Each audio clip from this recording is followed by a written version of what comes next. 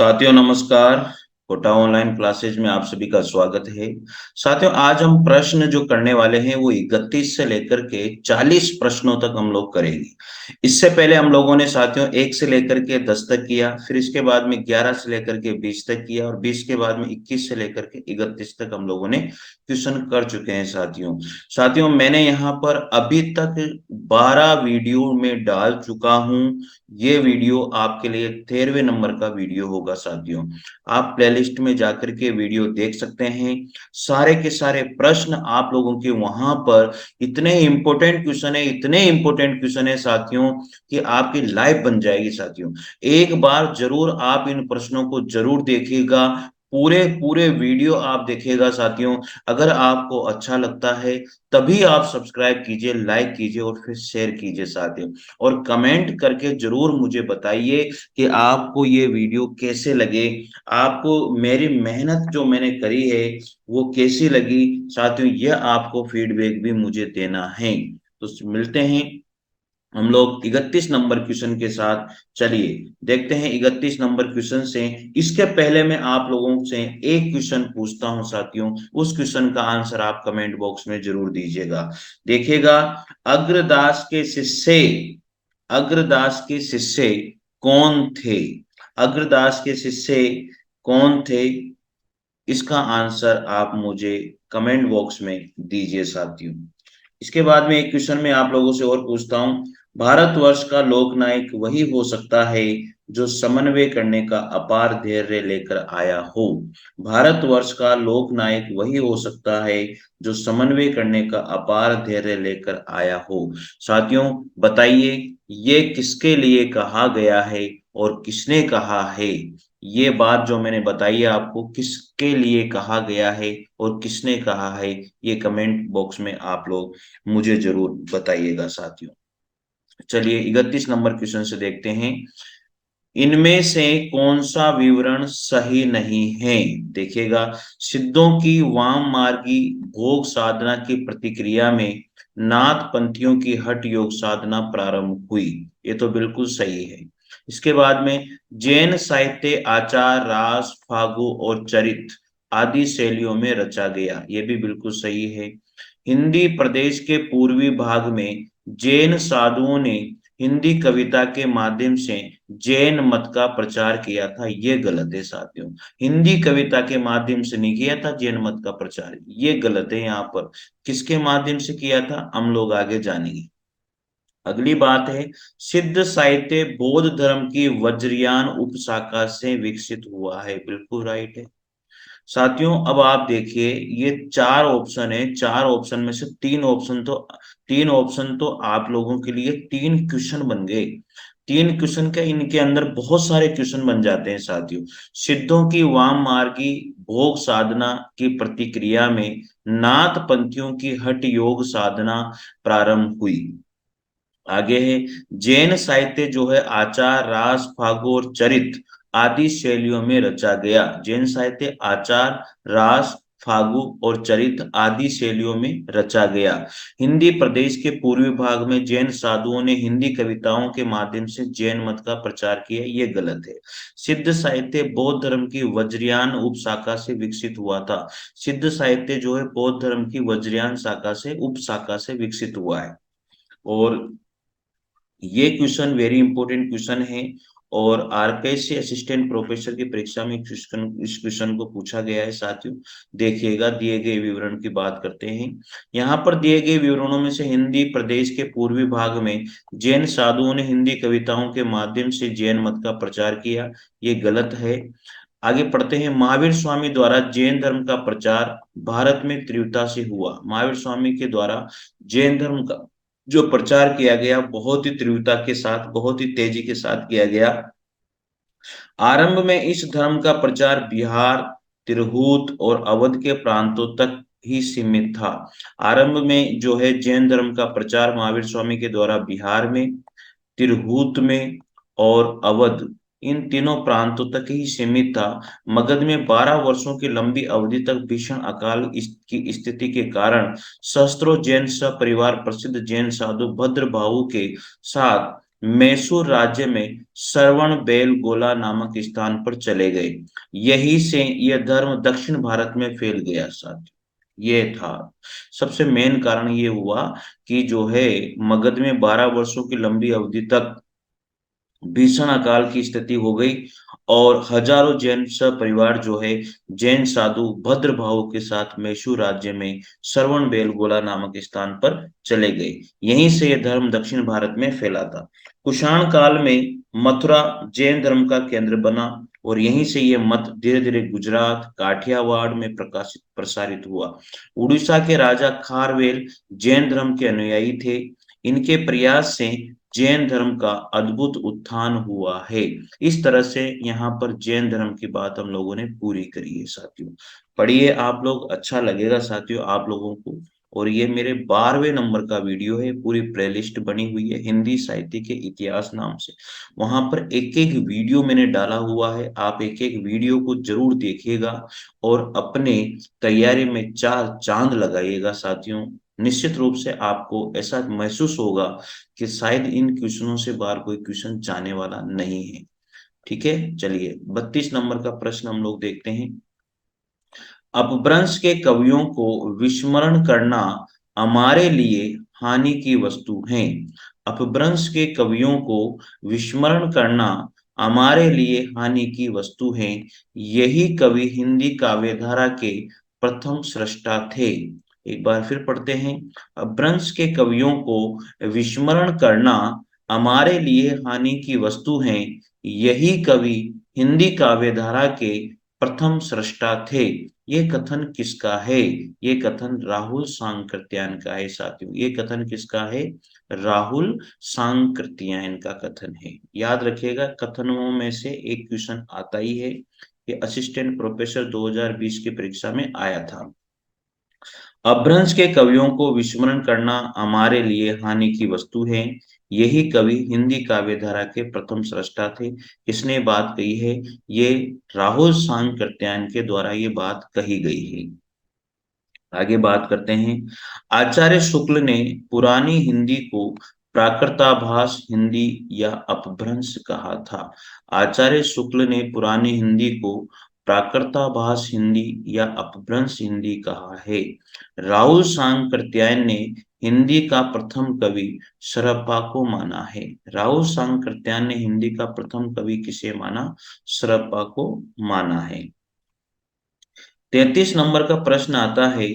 इस पुस्तक की भाषा को कवि ने स्वयं अवट कहा था। इसमें बीच बीच में मैथिली भाषा के प्रयोग आ गए। भाषा के अध्ययन की दृष्टि से इस पुस्तक का महत्व है ही। आचार्य हजारी प्रसाद द्विवेदी का ये कथन किस कृति के संदर्भ में था? कीर्ति लता के संदर्भ में था साथियों, कीर्ति लता के संदर्भ।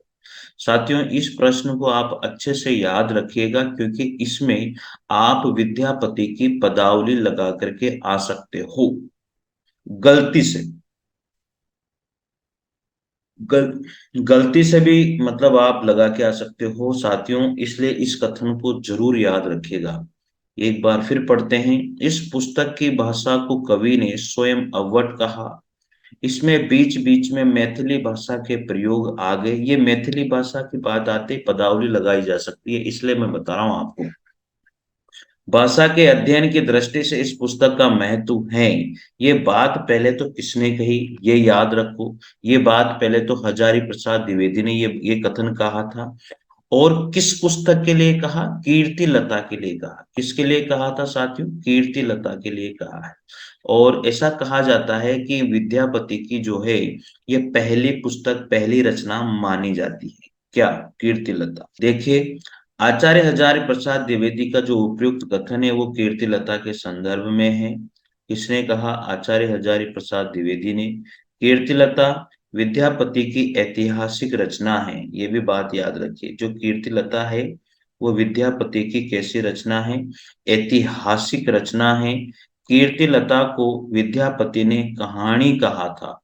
कीर्तिलता और कीर्ति पताका इनकी अवट भाषा में लिखी गई रचनाएं हैं, जिनमें इनके आश्रयदाता कीर्ति सिंह और शिव सिंह की वीरता और उदारता का वर्णन किया गया है। साथियों, इतनी सारी बातें हम लोग कीर्ति लता के बारे में पढ़ रहे हैं। पहली बात तो ये कथन किसने कहा? आचार्य हजारी प्रसाद द्विवेदी ने कहा। किस रचना के लिए कहा? कीर्ति लता के लिए कहा। इसके बाद में अब कीर्ति लता के बारे में और भी बातें हैं। कीर्ति लता विद्यापति की ऐतिहासिक रचना है। कीर्ति लता को विद्यापति ने कहानी कहा था। कीर्ति लता और कीर्ति पताका इनकी अवट भाषा में लिखी गई रचनाएं हैं, और इसके अंदर इनके आश्रयदाता कीर्ति सिंह और शिव सिंह की वीरता का वर्णन और उदारता का वर्णन किया गया है। इतने सारे प्रश्न बन जाते हैं। विद्यापति का जो जीवन का 1350 ईस्वी से 1450 ईस्वी तक रहा, इनकी प्रमुख रचनाएं ये थी: भू परिक्रमा, पुरुष परीक्षा, लिखनावली, दान वाक्यावली, गंगा वाक्यावली, दुर्गा भक्ति तरंगिणी, गोरक्ष विजय। ये गोरक्ष विजय इनका नाटक है साथियों। कीर्ति लता, कीर्ति पताका और पदावली। पदावली जो है मैथिली भाषा में लिखी गई रचना है। गोरक्ष विजय भी मैथिली भाषा में लिखा गया नाटक है। वर्ण रत्नाकर के रचनाकार ज्योतिश्वर ठाकुर थे। वर्ण रत्नाकर किसने लिखा? ज्योतिश्वर ठाकुर ने लिखा है। साधारणतः 34 नंबर का क्वेश्चन है। साधारणतः सन ईस्वी की 10वीं से लेकर 14वीं शताब्दी के काल को हिंदी साहित्य का आदिकाल कहा गया है। 10वीं से लेकर के 14वीं शताब्दी का जो काल है उसे आदिकाल कहा जाता है। हिंदी के प्रारंभिक काल विषय ये कथन किसको माना जाता है? हजारी प्रसाद द्विवेदी का। 10वीं शताब्दी से लेकर के 14वीं शताब्दी का जो काल है उसे आदिकाल कहा किसने? आचार्य हजारी प्रसाद द्विवेदी के द्वारा माना जाता है। हिंदी के प्रारंभिक काल विषय उपयुक्त कथन है ये हजारी प्रसाद द्विवेदी का है। हिंदी साहित्य के इतिहास में 10वीं शताब्दी से लेकर के 14वीं शताब्दी के मध्य तक के काल को आदिकाल कहा जाता है। इस युग को ये नाम जो है डॉक्टर हजारी प्रसाद द्विवेदी के द्वारा दिया गया था। आचार्य रामचंद्र शुक्ल ने आदिकाल को वीरगाथा काल, डॉक्टर रामकुमार वर्मा ने चारण काल कहा आदिकाल को। डॉक्टर नगेंद्र के अनुसार वास्तव में आदिकाल ही ऐसा नाम है जिससे किसी न किसी रूप में सभी साहित्यकारों ने स्वीकार किया है। डॉक्टर नगेंद्र ने ये बात बड़ी जबरदस्त कही है कि वास्तव में आदिकाल ही ऐसा नाम है जिसे किसी न किसी रूप में सभी साहित्यकारों ने स्वीकार किया है। ये बात भी आपको याद रखनी है। और 10वीं से 14वीं शताब्दी के काल के बाद हिंदी साहित्य का आदिकाल ये आचार्य हजारी प्रसाद द्विवेदी बात करते हैं। और वीर गाथा काल आचार्य रामचंद्र शुक्ल कहते हैं आदिकाल को, और डॉक्टर रामकुमार वर्मा आदिकाल को चारण काल कहते हैं साथियों। तो ये आपको याद रखने वाली बातें हैं। अगला प्रश्न आता है, चौपाई दोहे का सबसे पुराना प्रयोग शायद यही है। ये कथन बड़े इंपॉर्टेंट कथन होते हैं, इनको आप ध्यान ही रखिएगा। चौपाई दोहे का सबसे पुराना प्रयोग शायद यही है। जो कुछ पुराना साहित्य उपलब्ध है उससे लगता है कि पूर्वी प्रदेश के बौद्ध सिद्धों ने ही इस शैली में लिखना शुरू किया था। साथियों, 35 नंबर का क्वेश्चन है वो कथन के रूप में है, एक बार फिर पढ़ते हैं। चौपाई दोहे का सबसे पुराना प्रयोग शायद यही है। जो कुछ पुराना साहित्य उपलब्ध है इससे लगता है कि पूर्वी प्रदेश के बौद्ध सिद्धों ने ही इस शैली में लिखना शुरू किया था। सरप्पा विषय के कथन किसका माना जाता है? हजारी प्रसाद द्विवेदी का एक कथन है। राहुल सांग कृत्यान मत लगा देना, क्योंकि सरप्पा में राहुल सांग कृत्यान को जरूर जोड़ा गया है। तो 35 नंबर का प्रश्न था, सरप्पा के संबंध में उपयुक्त कथन डॉक्टर हजारी प्रसाद द्विवेदी का है। सरप्पा की पंक्तियां हैं, पांडिह सहल सत बखाणई देहि रुद्र बसंतन जाहणी के आधार पर डॉक्टर हजारी प्रसाद द्विवेदी ने कहा है कि चौपाई दोहे का सबसे पुराना प्रयोग शायद यही है। जो कुछ पुराना साहित्य उपलब्ध है उससे लगता है कि पूर्वी प्रदेश के बौद्ध सिद्धों ने इस शैली में लिखना शुरू किया था? तो अच्छा प्रश्न है साथियों। देखते हैं आप 36 नंबर के प्रश्न को। सुमेलित करना है, सुमेलित करने वाली बात है तो आप इसको कर सकते हो। सुमेलित इनमें से कौन सा नहीं है? तो आसानी से बता सकते हैं। चंदन बाला राज किसकी है? आशु कवि की है, बिल्कुल सही है। उक्ति व्यक्ति प्रकरण दामोदर दास पंडित की है। वर्ण रत्नाकर ज्योतिश्वर ठाकुर की है। लेकिन स्तुलिभद्र रास जो है इसकी नहीं है। ये विजय सेन सूर्य की रचना नहीं है। ये जीन धर्म सूरी की रचना है। तो यहाँ ए ऑप्शन गलत हो जाएगा। चंदन बाला रास किसकी रचना है? आशु कवि के, बिल्कुल राइट है। स्तुलिभद्र रास किसकी रचना है? जीन धर्म सूरी की है, विजय सेन सूरी की नहीं है। तो ये ऑप्शन गलत है।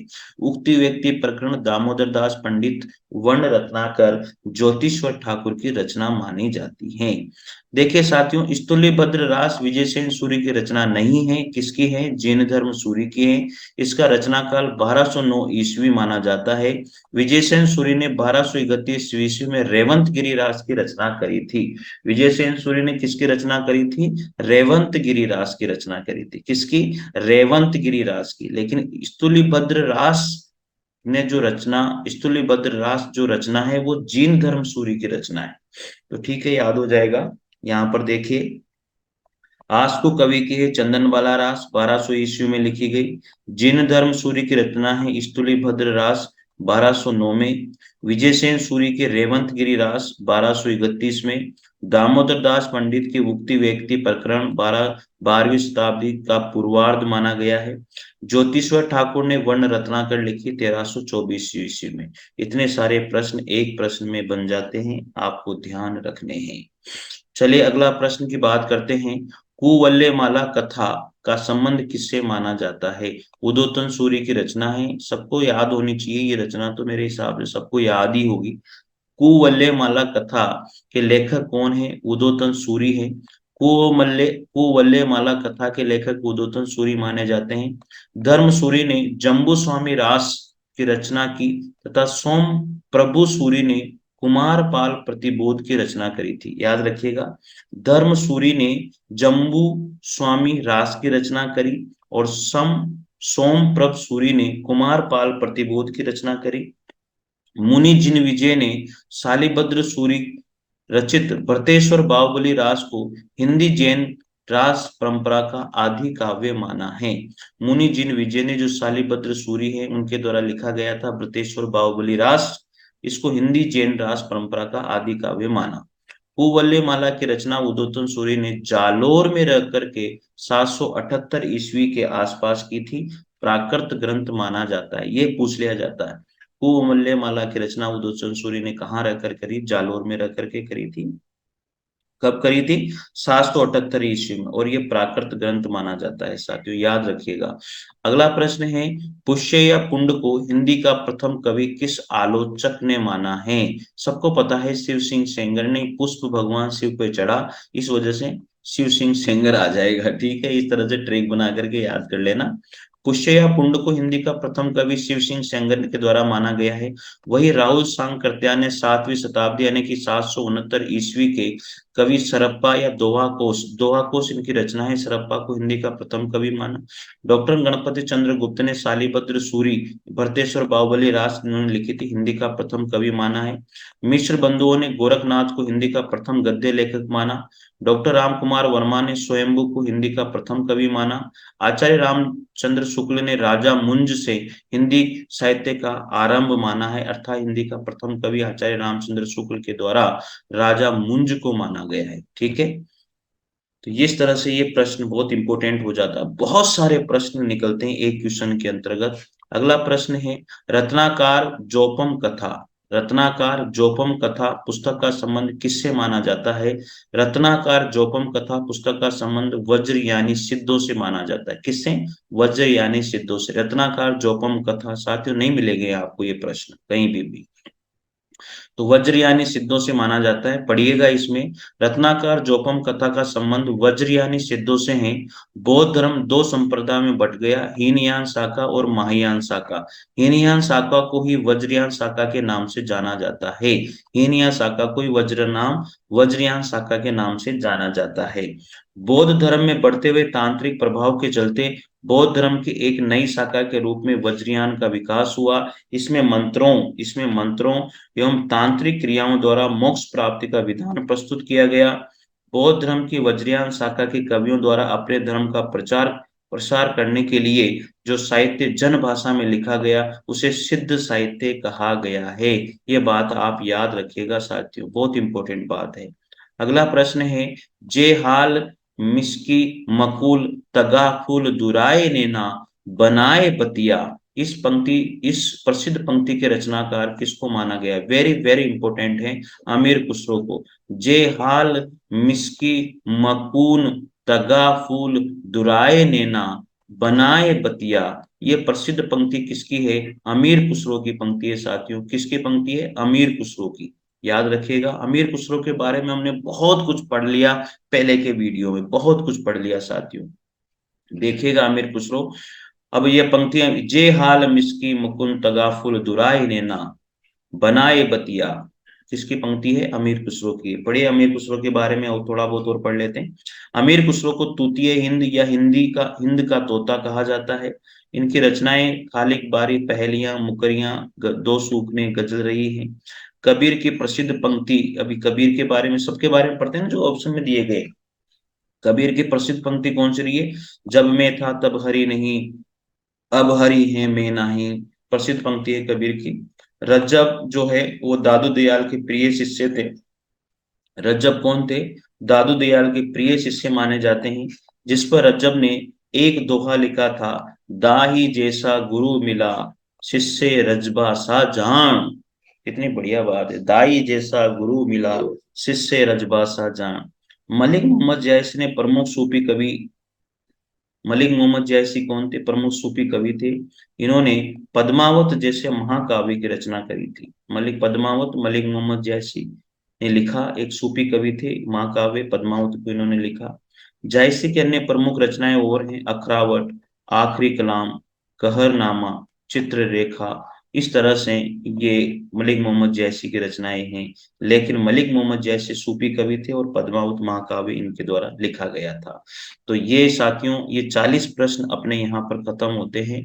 अब हम लोग जो है अगले वीडियो में 41 क्वेश्चन से लेकर के 50 क्वेश्चन तक बात करेंगे। साथियों, मैंने आपसे स्टार्टिंग में एक प्रश्न पूछा था, वो प्रश्न एक बार फिर मैं दोहरा देता हूं ताकि आप उसका आंसर कमेंट बॉक्स में मुझे दीजिएगा।